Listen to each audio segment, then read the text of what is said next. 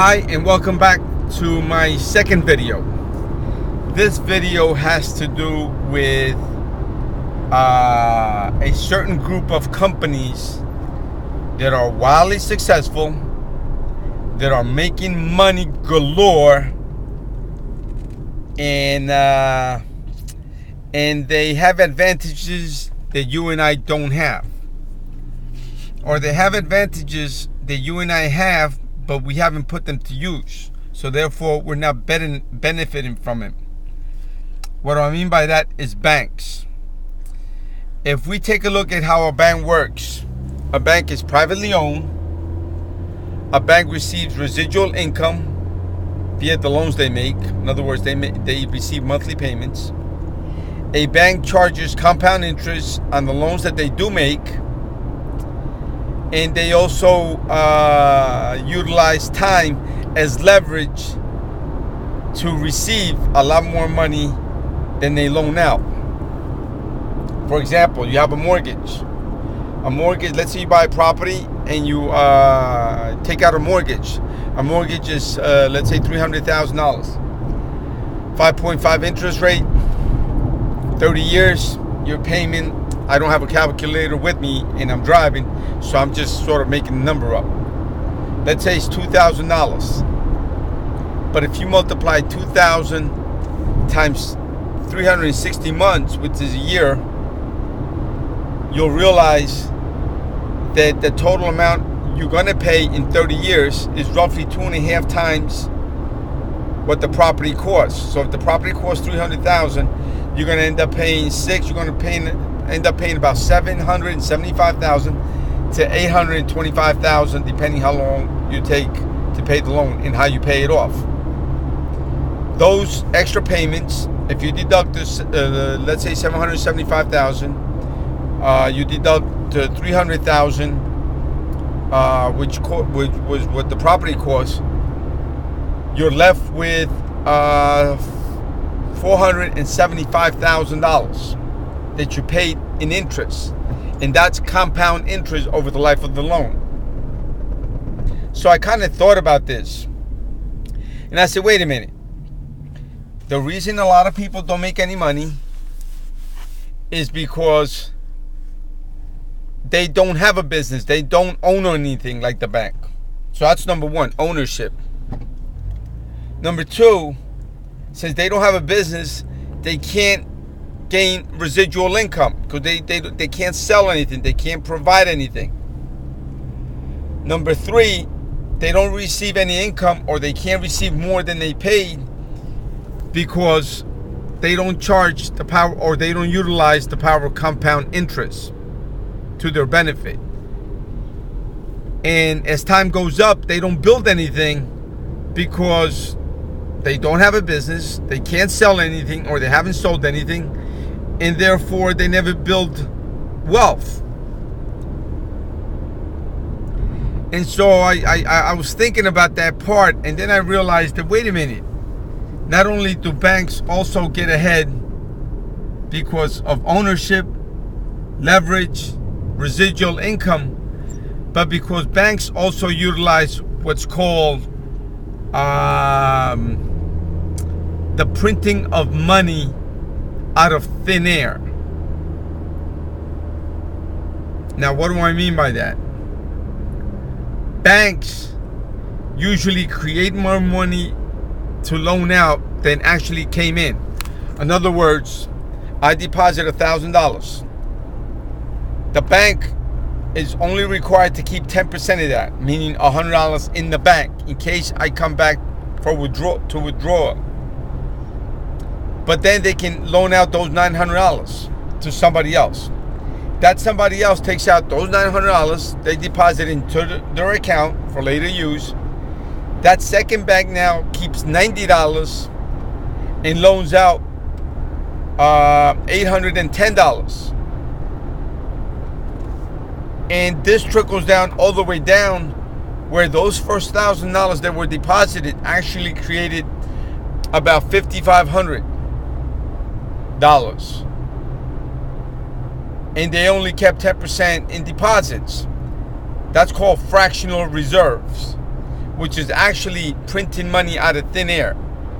Imagine if I owed you money, you came to my house, and I only had, let's say I owed you $1,000, but I only had 100.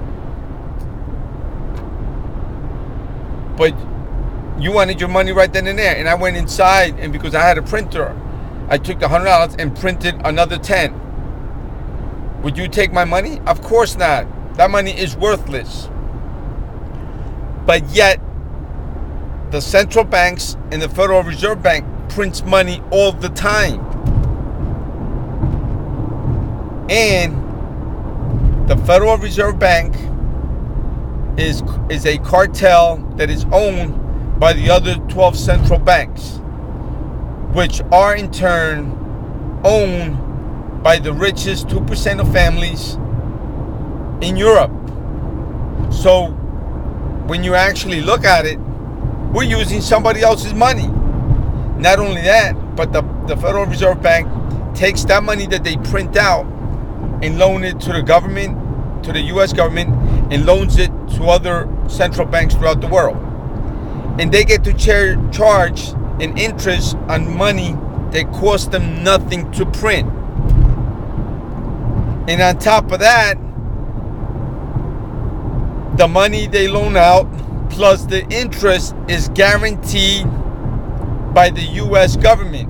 Now let me ask you a question. Who is the US government when it comes to paying the debts? That's right, the taxpayers, me and you. So let me ask you a question. If you were the owner of the Federal Reserve Bank,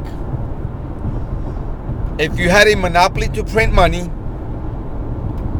if the money you printed, you loaned out to the government, plus you were able to charge an interest on it for something that cost you nothing to make, and that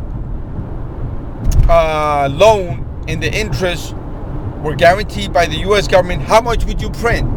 That's right, you'd print as much as you wanted to and as much as they let you print. And that's why in the last 2.5 years, the Federal Reserve Bank has printed more money than they've printed since the existence of the United States. And this is what has created most of the national debt. And on top of that, what most people are beginning to realize is that because of this printing of this money, the effect of that is usually felt by society anywhere between 6 months, a year to 2 years later after the money has hit society. Now, what do I mean by that? A lot of this money was printed in 2008 and 2009. Here it is March of 2011. And most people have started to notice the pricing increases in food, in gasoline, where if you go shopping, you spend $200 and you came home with 10 shopping bags full of groceries. Now you spend those same $200, but you come home with only 5 shopping bags full. Why?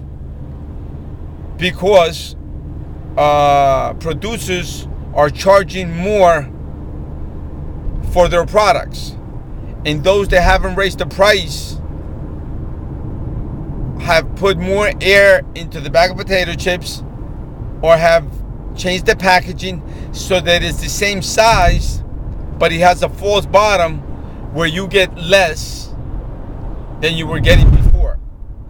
And they attribute this to inflation. And most people think that inflation is something that happens naturally. Actually, inflation is created by the Federal Reserve Bank when they print more money.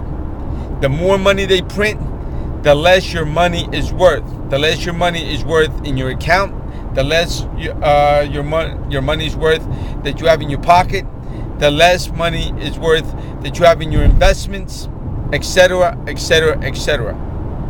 At the same time, your wages have been stagnant since 1998.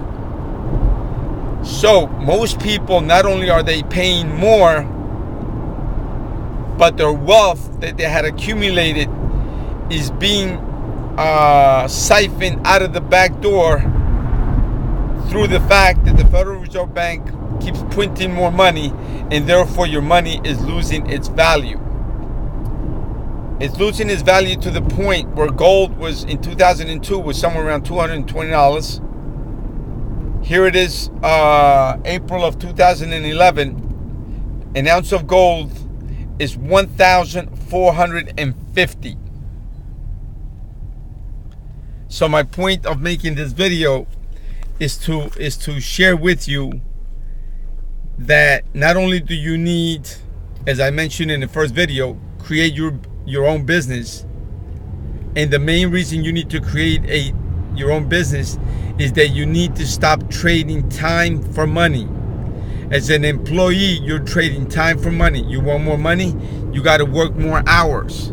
But the more hours you work, the more they take out. Not only that, but through inflation, your money is worth less. If you establish your own home-based business, if you sell a product or service, in other words, you print your own money, the same as the Federal Reserve Bank. If you learn to print your own money legally by selling a product or service, at least you can stay ahead or even with the system, in the sense that you won't be losing the wealth you have accumulated.